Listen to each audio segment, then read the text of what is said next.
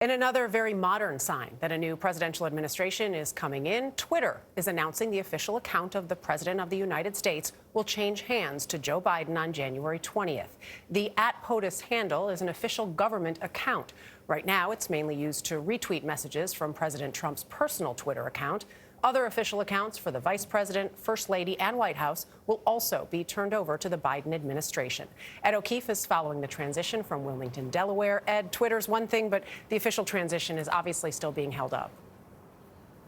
It sure is, Dana. Good morning. There are exactly 60 days to go until Inauguration Day, and President-elect Biden and his team still don't have full access to federal agencies to get a sense of how they're fighting COVID-19 or dealing with sensitive national security issues. Meanwhile, he's also trying to figure out what, if anything, Congress might do by the end of this year to provide relief to millions of Americans still reeling from the pandemic. On his 78th birthday, President-elect Biden met with two Democratic congressional leaders he'll partner with next year. In my Oval Office, you're mi casa, you casa. But there is growing frustration inside his transition team as the Trump administration continues to block access to federal agencies and resources. But I just think it's totally irresponsible. Now, top House Democrats are demanding the head of the General Services Administration, Emily Murphy, brief them by Monday on why she hasn't declared Mr. Biden the winner and allowed the transition to begin. They wrote that her actions are having grave effects, including undermining the orderly transfer of power. Delays or issues with the transition could cost lives in the form of pandemic. They could make us less prepared to respond to natural disasters.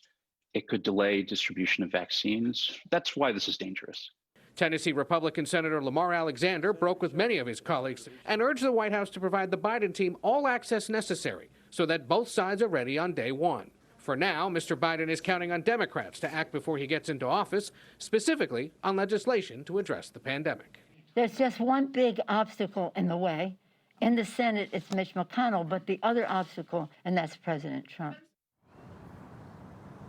Ed, the new Congress is sworn in on January 3rd. What are the chances right now of a new coronavirus relief bill being passed before January 3rd?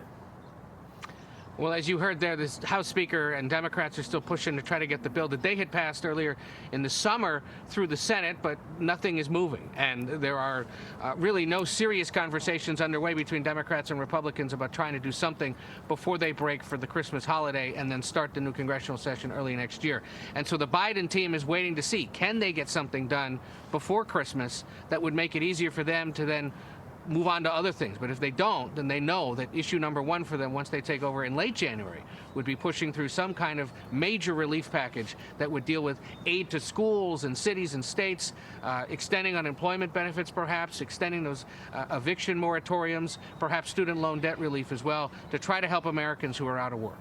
Ed, you mentioned in your piece there, Republican Lamar Alexander broke from most Republicans and is urging the White House to start this transition process. So sort of two questions.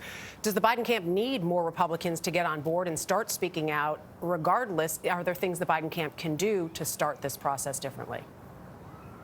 Well, they would tell you it wouldn't hurt to have more Republicans speaking out, especially some that are actually going to be in Washington next year, because Lamar Alexander, while he did speak out, he's retiring. So he'll be gone after January 3rd.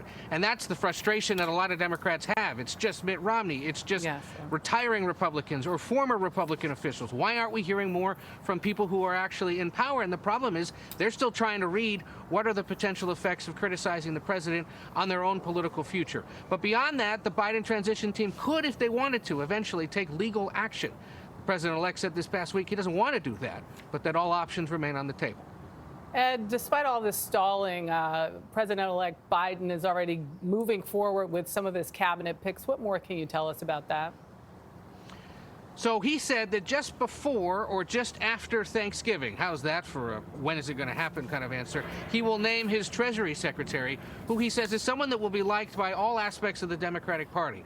And that's important because there's been a bit of a ideological tussle among Democrats about what kind of Democrat, a more progressive, a more moderate, should lead the Treasury Department to sort out the economic recovery and all sorts of domestic policy priorities. Beyond that, he's looking at national security picks that would include a guy named Tony Blair, Blinken, his former national security advisor when he was vice president. He might be nominated to serve as Secretary of State. The former national security advisor to President Obama, Susan Rice, is also in the mix. And so is former Biden rival Pete Buttigieg. The former mayor of South Bend, Indiana, presidential candidate, is among those being considered for the United Nations ambassador. And over at the Justice Department, people like Sally Yates, who used to serve as the number 2, and the outgoing Senator Doug Jones are in the mix as well. That pick isn't expected for a few more weeks. All right, Ed, as you mentioned, 60 days to go. Looking for that whiteboard at some point in time. I'm sure we will see it. Thank you.